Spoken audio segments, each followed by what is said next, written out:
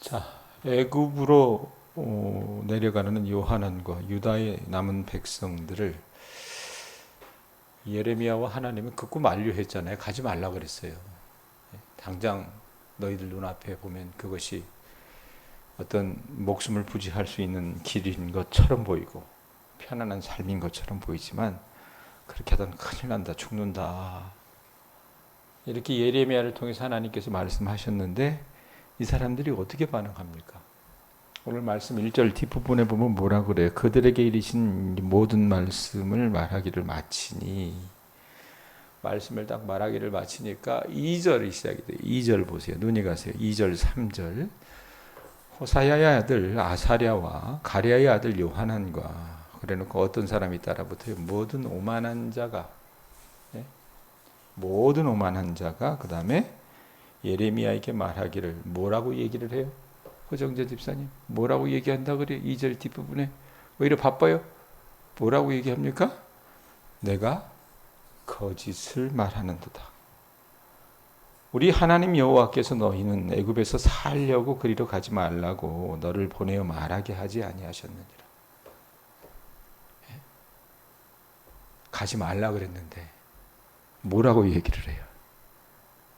그렇게 말하게 하지 않으셨다. 이는 네리야의 아들 바룩이 너를 부추겨서 우리를 대적하여 갈대아 사람의 손에 넘겨 죽이며 바벨론으로 붙잡아 가게 하려 함이라. 이 요하난과 그 무리들은 예레미야의 말을 거짓이라고 선언합니다. 저 새빨간 거짓말하고 앉아있네. 요 얘기한 거예요. 예? 우리가 하나님을 잘못 믿으면 어떻게 해요? 하나님 앞에다 갖다 붙이고 자기 하고 싶은 얘기하고, 하나님이 정작 그 심중에 말씀하시는 사람들이 있거나 목회자가 있으면 어떻게 합니까? 저거 거짓령이 사로잡혔다 그러고, 예? 새빨간 거짓말 한다고 그러고, 이 별반 다르지 않습니다. 그래서 나중에 어떻게 해요? 이 예레미야가 하는 이 말은 바룩이라고 하는 사람 기억하세요 혹시? 바룩 벼룩 뭐 제가 그랬잖아요. 36장에 보면 두루마리를 가져다가 기록하라 그러잖아요. 그때 그걸 기록했던 사람이 누굽니까? 바룩이었잖아요. 이 사람 서기관 집안의 사람이었다고 얘기하지 않았습니까? 그 바룩과 결탁해서, 왜? 바룩은 여러분 좋은 집안 사람이었어요. 그랬기 때문에 지금 그다랴가 죽고 나서 만약에 바벨론이 다시 오게 된다면 아마 바룩을 통해서 나라를 세우지 않을까, 이렇게 생각을 했기 때문에 요하난과 이 오만한 자들은 어떻게 해요? 마뜩지 않았던 거예요. 바룩이라고 하는 사람. 그래서 바룩아 네가 손잡아가지고 유다 공동체를 바벨론 군대의 손에 넘겨 포로가 되게 하려는, 너 친 바벨론파지, 이렇게 얘기를 하는 겁니다. 자, 여러분 우리가 43장을 읽었지만 42장에 보면 이들이 기도를 부탁하고 예레미야에게 하시는 그 말씀의 순종을 그들이 다짐하는 것 같지만 마음 근원 속에는, 이들 속에는 뭡니까? 그저 자기 일신의 여러분 평안과 안전한 삶, 거기에만 눈이 가 있었어요. 그래서 그들의 뜻에 부합하지 않는 그 어떤 하나님의 말씀도 어떻게 받아들인 겁니까? 저거 새빨간 거짓말이야. 거짓일 뿐이라고 생각을 했던 거예요. 이렇게 여러분 이들이 하나님의 참된 말씀을 배격하는 수단이 있어요. 그 수단은 뭐냐면 상대를 어떻게 봅니까? 이 사람들에게 철천지 원수가 뭐예요? 지금 나라를 완전히 망가뜨렸던 장본이 뭡니까? 자기들이 잘못해서 그렇게 됐다고 생각하지 않아요. 적이잖아요. 적. 그게 누굽니까? 바벨론이 와서 완전히 성을 멸망시켰고 사람들 다 잡아갔잖아요. 그러니까 저 예레미야나 저 바룩이나 어떻게 생각을 한 거예요? 제가 저 바벨론 편이다. 친바벨론 분자다. 이러면서 자기들의 민족 감정에 호소를 했던 겁니다. 아마 우리나라 상황에서 보면 여러분, 예레미야가 만약에 우리나라 상황을 두고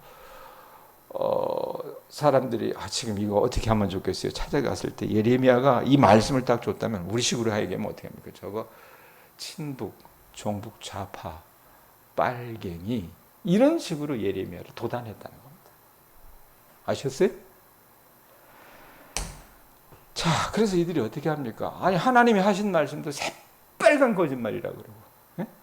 저거 매국노라고 그러고, 예? 종북 좌파라고 그러고 빨갱이라고 그러고 용공이라고 그러고 막 이러니까요.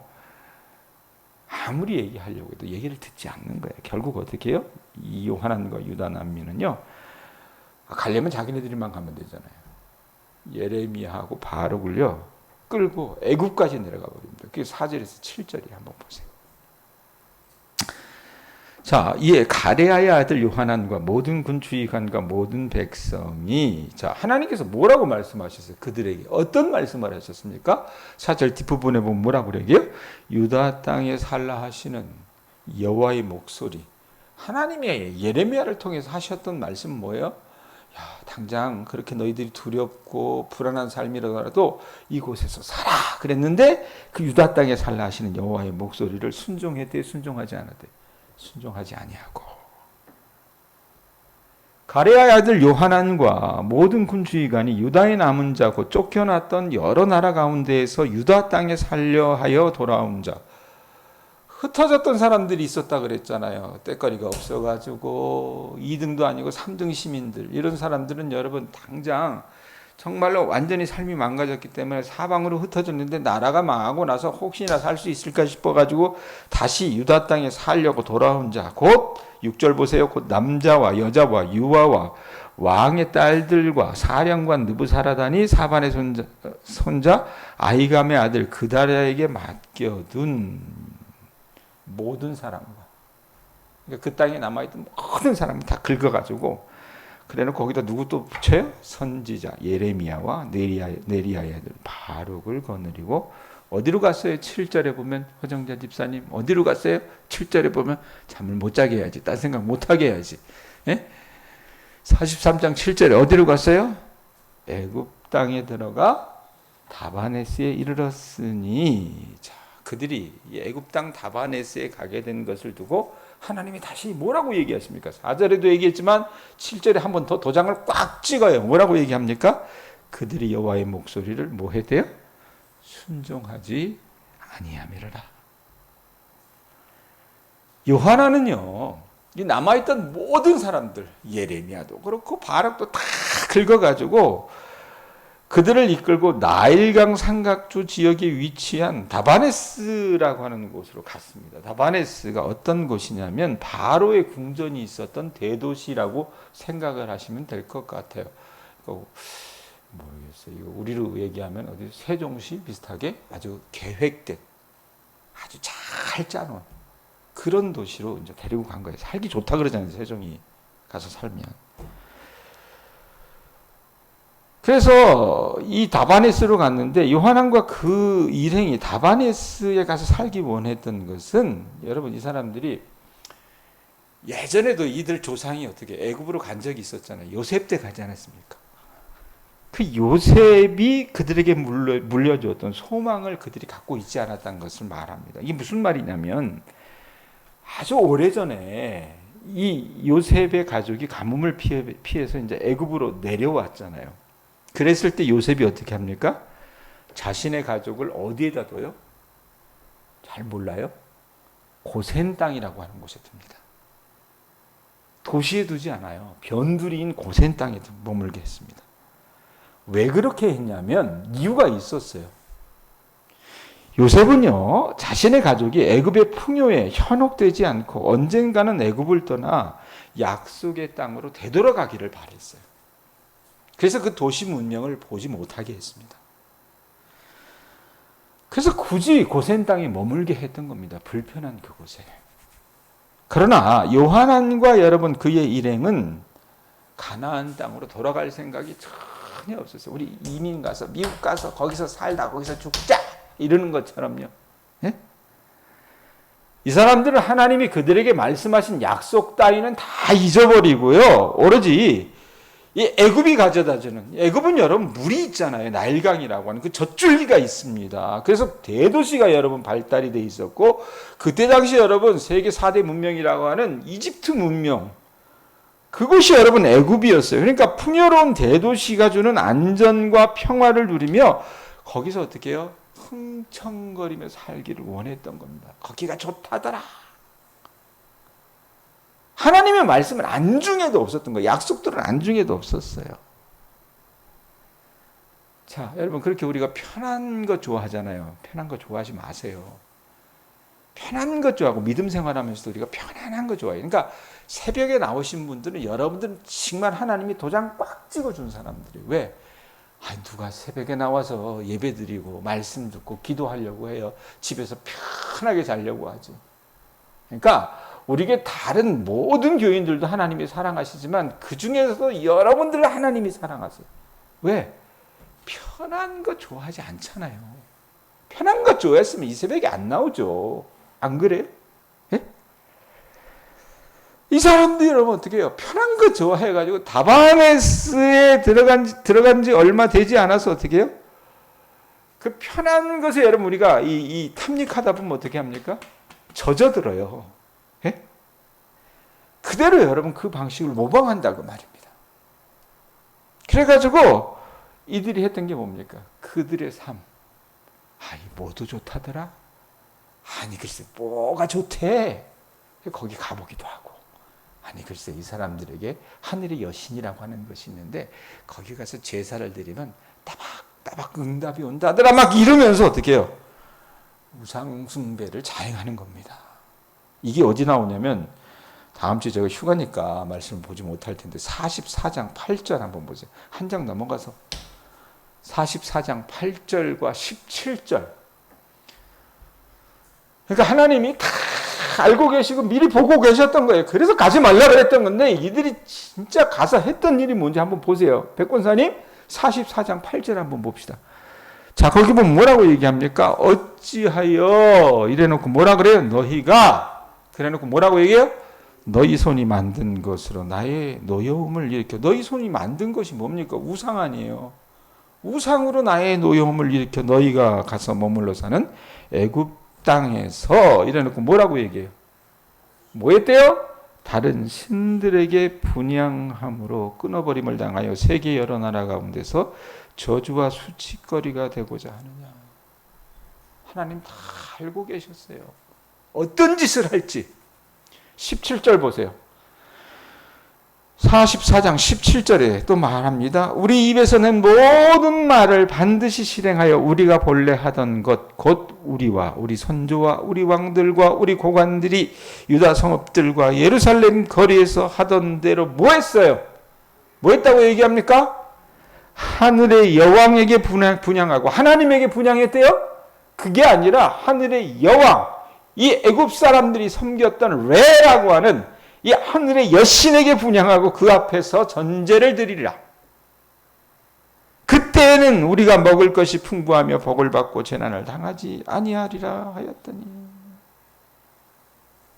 하나님 다 내다보고 계셨던 거예요. 다. 가서 무슨 짓을 할지. 우상숭배 때문에 여러분 나라를 잃고 떠돌이 생활하던 자들이 다시 우상숭배를 시작을 했던 겁니다. 여러분 우리 속담에 재벌은 개 못 준다는 그 속담이 있어요. 이게 무슨 말인지 아시죠? 예? 무슨 말인지 알아요? 재벌은 개 못 준다는 거. 여러분 개가 시골에 똥개들 있잖아요. 요즘은 다 묶어놓고 있지만 여러분 개들이 버릇이 못 고치는 버릇 하나 있어요. 보니까 똥개들이 뭡니까? 똥 먹는 버릇 있잖아요. 그죠? 아무리 목욕을 깨끗이 해놓고 예? 단장을 깨끗이 해놓고 먹지 마라 야단을 쳐도 어떻게 해요? 똥 먹는 그 버릇을 고칠 수 없다는 그런, 그러니까 이 말은 뭐예요? 본성을 바꿀 수 없다는 겁니다. 요한과 그 백성이 그랬던 거예요. 조상들이 그렇게 했던 것처럼 편하니까 좋으니까 야 해봐. 그러니까 끝까지 이 사람들이 처음부터 구제불능이었던 거예요. 그러니까 재난을 겪은 사람들은 여러분 도리어 고통스러운 과거를 잊고 재난을 겪는 사람들의 특징이 뭔지 아십니까? 자기의 고통스러운 과거를 잊고요. 장밋빛 미래만을 바라보기 쉽습니다. 왜? 이게 힘드니까. 이게 괴로우니까. 어? 아주 장밋빛 미래만을 바라보기 쉬워요. 그러다 보니까 과거를 반성하려는 사람들을 향해서 뭐라고 얘기합니까? 아이고 또 잔소리하네. 과거 지향적이라고 몰아붙이고요. 다가올 미래만을 바라보자고 말하기도 한다 그 말입니다. 심지어 그래도 그때가 좋았지라며 끔찍하던 죄악과 불의했던 과거의 행적을 미화시키기까지 한다고 말입니다. 그래서 어떻게 해요? 우상 숭배했던 거예요. 자, 이런 예가 이 애굽으로 내려간 요하난과 유다 난민에게 있었다는 얘기입니다. 애굽으로 내려간 이 사람들은 그곳에서도 애굽의 우상 섬기기를요 일삼았던 거예요. 고집을 피워서 애굽에 내려왔잖아요. 내려왔으니까 일단은 바벨론의 위협에서 안전해 보였기 때문에, 왜? 애굽이라고 하는 나라도 강했잖아요. 그 보호 아래 있었다고 생각을 했기 때문에 이들은 자기 자신들이 내린 선택이 적절한 선택이었고 지혜로운 선택이었고 합리적인 선택이었다고 생각을 해서 어떻게 해요? 편안하니까 어떻게 예전 방식으로 되돌아가서 재벌을 개 못 준다고 어떻게 똥 집어 먹는 겁니다. 우상을 어떻게 해요? 섬긴 거라고 말입니다. 자, 그런 그들에게 하나님께서 예레미야를 통해서 오늘 43장 말씀에 뭐라고 얘기해요? 재앙을 선포하십니다. 하나님이 어떻게 하세요? 이제 시청각 교육 딱 하시잖아요. 큰 돌을 취해서 그것들을 바로의 궁전에 있는 축대에다 놓고, 이 신도시라고 그랬잖아요. 바로의 궁전들이 있었을 거 아닙니까? 거기에 축대에다 놓고 진흙으로 그 돌을 가리도록 했습니다. 그리고 바벨론의 느부갓네살 왕이 다바네스에 와서 그 돌들 위에 어떻게 해요? 자기 왕자를 세우고 애굽 땅을 치며 신들의 신당을 불태울 것이라고 예레미야를 통해서 예언하시는 거예요. 여러분, 유다의 남은 자들이 이 바벨론의 칼을 피해서 잠깐 애굽으로 도망갔지만 느부갓네살이 어떻게 했어요? 애굽을 칼로 치고 사람들을 포로로 잡아갈 것이기 때문에 결국 허수고했다는 얘기입니다. 이들이 여러분 이 자기 머리를 짜는 이 계획들이 무의미했다는 얘기예요. 12절 보세요.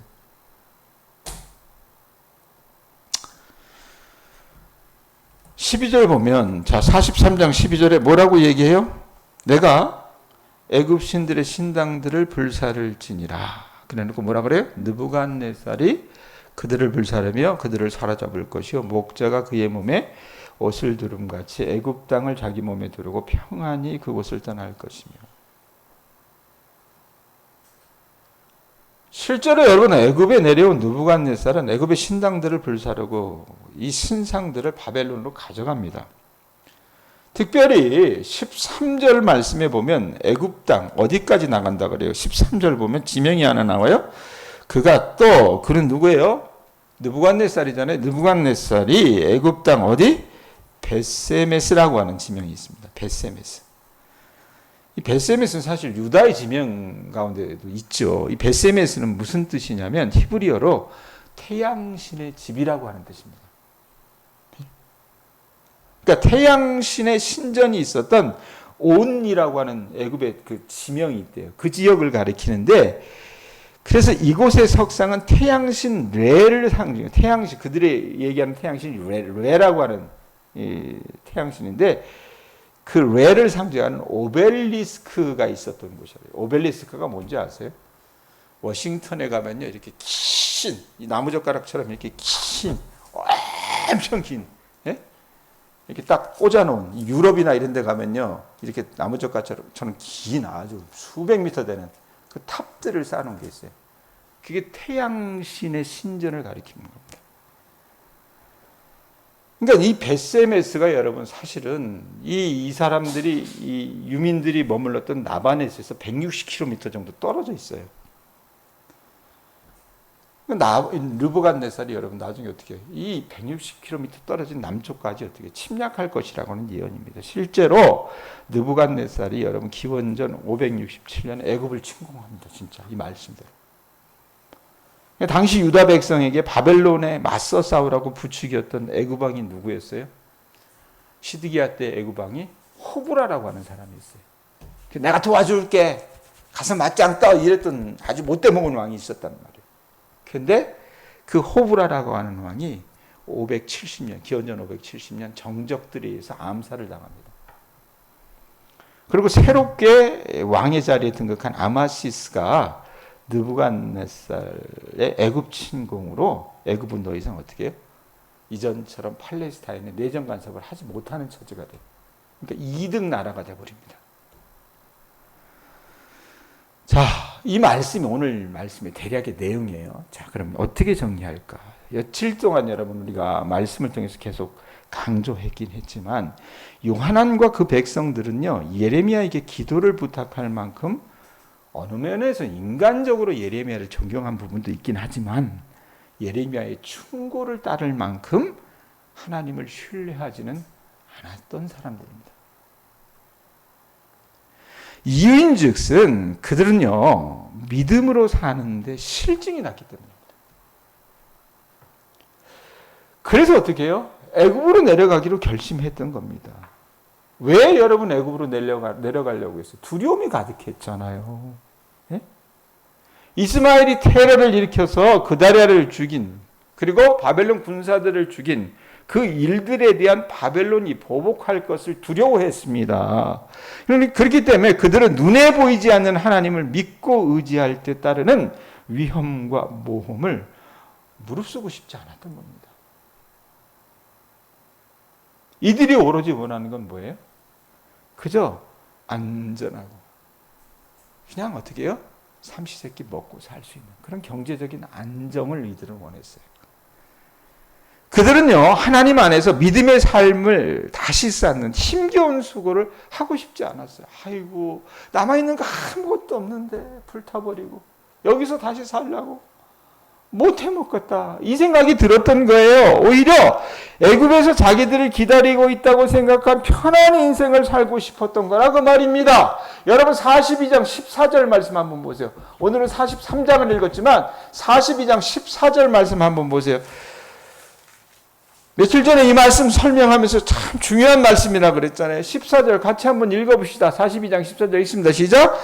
또 너희가 말하기를 아니라 우리는 뭐한대요? 전쟁도 보이지 아니하며 나팔 소리도 들리지 아니하며 양식의 궁핍도 당하지 아니하는 애굽 땅으로 들어가 살리라. 이게 여러분 이 사람들의 생각이었어요. 예? 그러니까 그저 쉬운 길, 그저 편한 길만 찾고 있었던 거라 그 말입니다. 자, 그런데 이 사람들만 그런 게 아니라 자고 이래로 너무나도 많은 사람들이 하나님께서 우리에게 말씀하시는, 우리에게 살라고 말씀하시는 이 믿음의 삶 대신에 애굽에서의 삶을 선택하는 경우가 많습니다. 안 그래요? 예? 우리 또한 여러분 입으로는 믿음대로 말씀대로 여러분 이런 말들을 주문을 외우듯이 수도 없이 되뇌이면서도 실제로는 어때요? 애굽식의 편하고 쉬운 삶만을 추구하며 살아가려고 할 때가 많다고 말입니다. 안 그래요?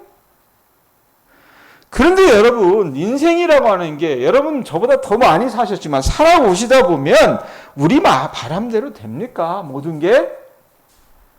우리 삶이라는 게 여러분 우리 뜻대로 안 되는 것을 알아가는 게 여러분 인생살이잖아요. 그걸 안다면 그렇게 모호하고 어떤 면에서는 느슨하고 무질서하고 부조리하고 어수선한 게 내 인생이라는 것을 우리가 깨닫고 이해하기 시작하면 여러분 우리는 지금까지 요한안과 유다 난민들이 했던 것처럼 이제껏 그들이 하나님의 말씀을 배제하는 삶을 뒤로하고 믿음의 삶, 이 믿음의 모험에 발을 내디뎌야 하는 것이 여러분 믿음을 갖고 있는 사람들이 여러분 갖고 있어야 될 어떤 제가 봤을 때는 태도라고 생각을 합니다.